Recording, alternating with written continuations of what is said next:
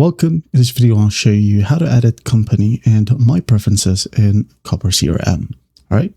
So admins can edit the company name that's displayed throughout Copper right here. This is the company name and also the currency that will be used to measure value throughout the account.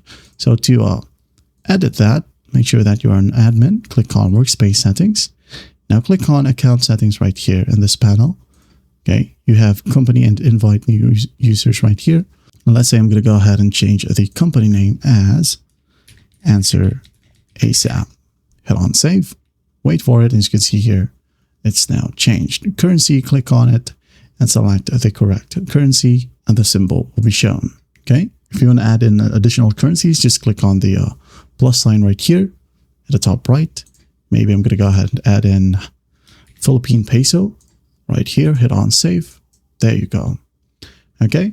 Now for personal preference, right here you have that option as well. Just click on this drop down and click on my preferences. Okay. Or you could go ahead and do that by clicking on the company name or your username. Click on preferences. Okay. You'll be landed to the same exact page. Now you could go ahead and choose your profile picture. Just upload the file. Maybe I'm just going to choose this one right here.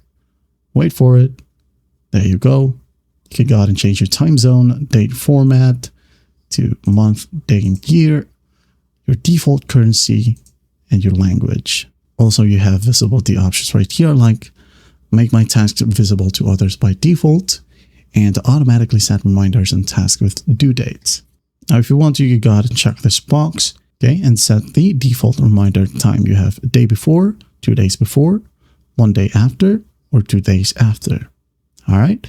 And there you have it. That is how you edit your company and your personal preferences here in Copper CRM. I hope this video helps and I'll see you in the next one.